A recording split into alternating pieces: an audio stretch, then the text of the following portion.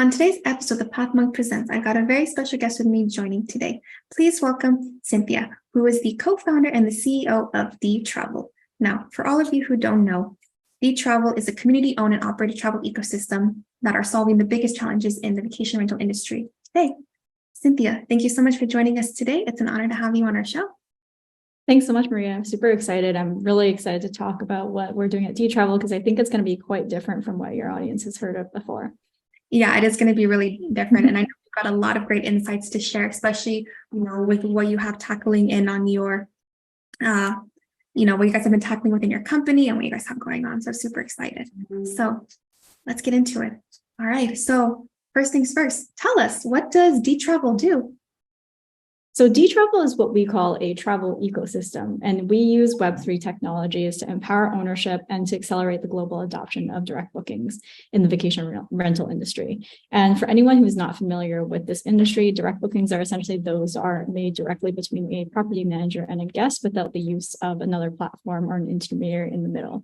Now, why is it that direct bookings are important, and why is it that we are choosing to use Web3 in our business? I've been a property manager since 2014, and I've seen the industry change a lot. Unfortunately, I think over the years, as this industry has evolved, platforms have taken more and more control. And what we saw during COVID is that they ultimately have the power to completely override policies. And this left property managers in a really vulnerable position at the mercy of these platforms. And a lot of operators actually went out of business because they lost out on hundreds of millions of dollars in canceled bookings. They're relying on this for their business, for paying their staff, for paying the mortgage, et cetera. And even if they had moderate or strict cancellation policies, these policies were overridden. And I think this is really important because this was actually what I call a watershed moment for property managers, because they realize that when they are relying on a third party for their business, they ultimately don't have control. And this doesn't apply just to platforms, but really any third party. And so this is actually where the Web3 piece comes in. When you are a business, and this applies to any business, not just vacation rentals, when you're relying on something like a payment processor, you really are at the mercy of that company. Because if, let's say, for example, they pull out of your region for whatever reason, let's say it's like geopolitical regulations, et cetera, or they decide to close your business because they think that you violated their terms and conditions, which actually happens all the time. Now you literally have no way to run your business. And for our booking engine, we've actually used what's called smart contracts to process the bookings. And you can think of smart contracts essentially as software code that automatically executes actions based on logic. So it's usually like if X, then Y. And the most important thing to note about smart contracts is that once the logic is executed, no one can actually change it. So what happens with a smart contract booking with vacation rentals is that the traveler pays for the booking. It goes into an escrow account to be held until the cancellation period is over. And then once the cancellation period is over and that guest can no longer cancel, it automatically gets sent to the property manager. And so even if Dtravel wanted to say, come along and take those funds for whatever reason, there's literally absolutely no way that we can do that. And I cannot express enough like how powerful that is in terms of peace of mind for operators and really any business to know that their money can't be taken away at any time.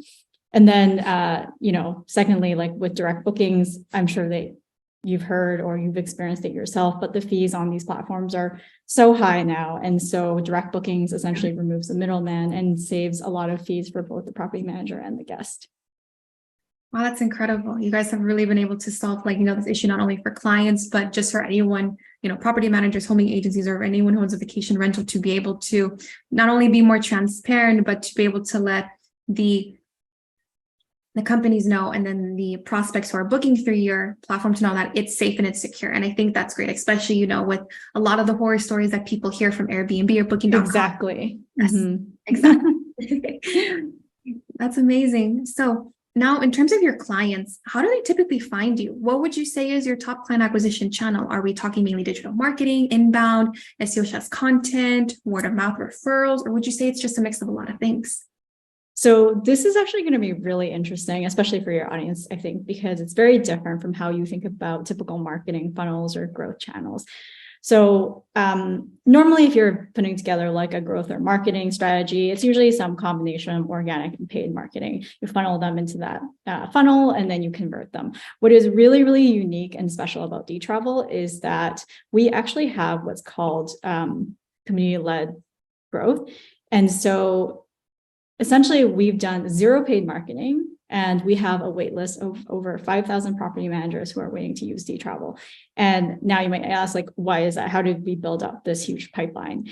And what's really interesting is that in Web3, and this is happening in sort of like Web 2 generally, is this concept of community-led growth. And so there's product-led growth, there's sales-led growth, there's marketing-led growth, but more and more companies, not just in Web 3, but also in Web 2, are investing into community-led growth.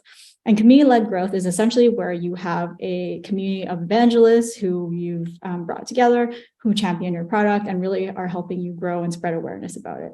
And there's two pieces to achieving this. The first is that you're investing into actually growing this community with the right people. And then second is that you have a mission and a product that people really, really resonate with. And I've always been a big believer in community building. I've been obviously a vacation rental host for almost a decade, but when I also started as a host, I also co-founded a forum, which is the largest online vacation rental forum today. And I've gotten to meet so many amazing property managers all around the world, and just seeing the energy of people coming together and helping each other and making these connections has been really powerful. And so really harnessing that same concept within Dtravel is what we've done. And I think we're a bit lucky because vacation rentals is something that people just understand. It's something that they use all the time. And because of how the industry has evolved, I think that people are getting really frustrated with this experience, and they want a better experience. And so they're really bought into what we're trying to do, whether they're on the property manager side or the traveler side. And we have this incredible team of people who have spent a lot of years in the industry and want to transform it. And whenever we talk to somebody in the community, they just see how genuine and passionate we are about the mission and vision that we're trying to accomplish.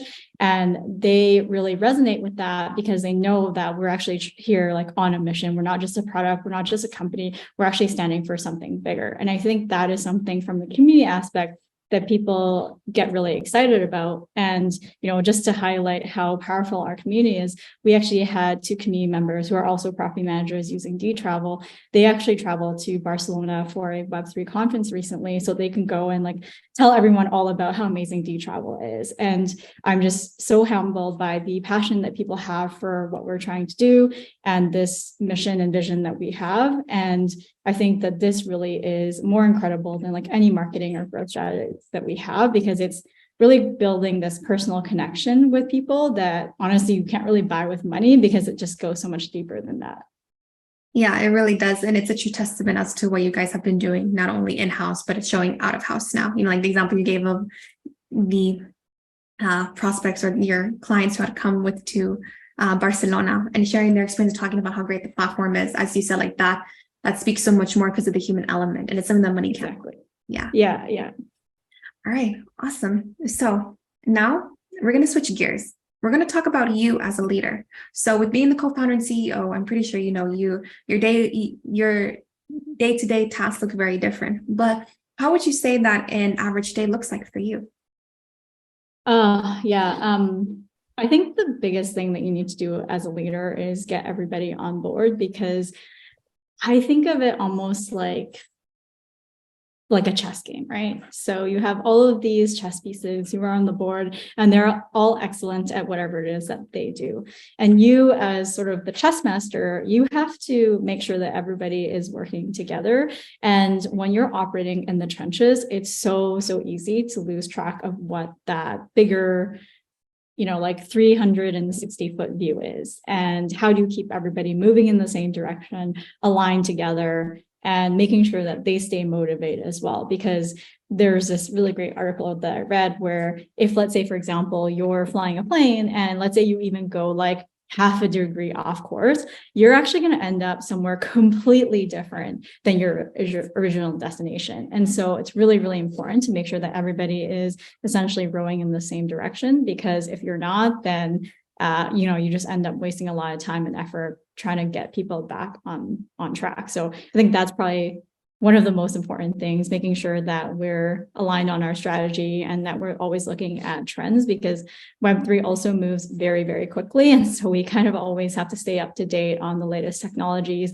and then what people are doing in the industry as well, because I think very relevant for this audience, how you would launch or grow something or go to market today is actually very different than how you would do that even 6 months ago. And so it makes it both really challenging and very interesting to always have to keep up and adapt to the industry.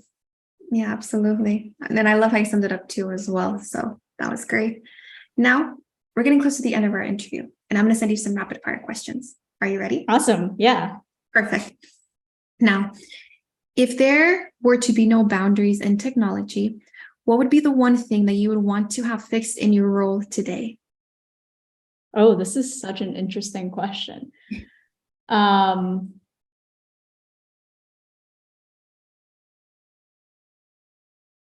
Wow. Yeah, actually, so I think maybe relevant for us is kind of going back to my answer earlier about community building.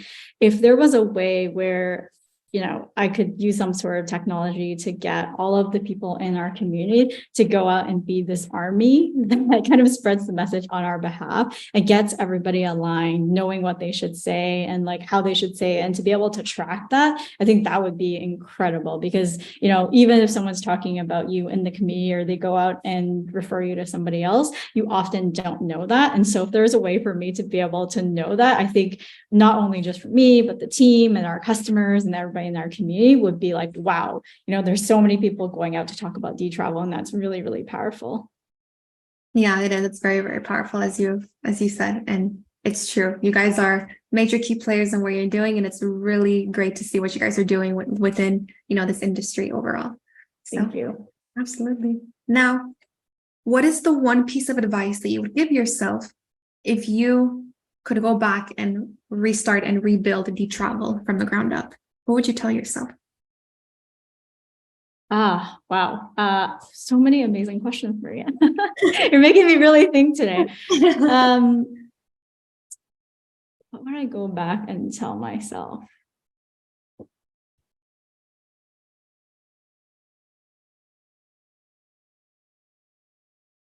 I think just like make sure that you're always thinking very far in the future. I think one of the challenges of Web3 is that because it is so fast moving and things are always changing, it's really easy to get kind of caught up in the here and now. And you have to always be looking at the future and seeing how things might potentially evolve. And, our product and what we've been building has evolved, which has been really interesting. And I think maybe I didn't expect that as much initially when we started out, but that's been our journey. And I think that's sort of like every startup's journey. And so maybe just like knowing that that's going to be the path that everybody takes and being a little bit more prepared for it. Yeah, definitely. But I think it's great where, especially within this day and age, the more ahead you can stay ahead of, with the trends and with Web3, it will allow for you to be able to guide not only your team, but your company as well. Yeah. I mean, I think what people often say with the advance of AI is that there are some things that technology will never be able to do. And that is for us as human beings to be adaptive and resourceful. And so I think like, especially when you're trying to run a company, that's the same thing. You always have to be adaptive. Yeah, absolutely. You summed it up perfectly. Now we're at the end of our interview today. And I want to thank you so much for joining us on the podcast, but I also want to give you the last word. If someone were to forget about everything we've talked about today in this interview, what is the one thing you want them to remember about Dtravel overall? So Dtravel is not just a product or a company. We really are this movement where we want to empower direct connections between people, especially between property managers and guests. And so we really want to help the industry evolve and change. We talked about being adaptive. And so we see this next evolution of the vacation rental industry being one where it empowers these direct connections for people to really connect with each other. And so we're really passionate about what we're doing. And if anybody is wanting to join us on this journey of doing the same thing, then please visit us, come talk to us, and we welcome you. There's a place for pretty much everybody, no matter whether you're a property manager, traveler, a fellow builder, or just want to be a community member with us. There's a place for you and really want you to join us on this mission. Awesome. Thank you so much again. And for all of our audience out there, any vacation rental needs, property managers, you know where to find Cynthia and you know where to find them at Dtravel. Awesome. Thanks so much, Maria. Thank you so much as well. To our listeners out there, check us out next week on Pathmark Presents.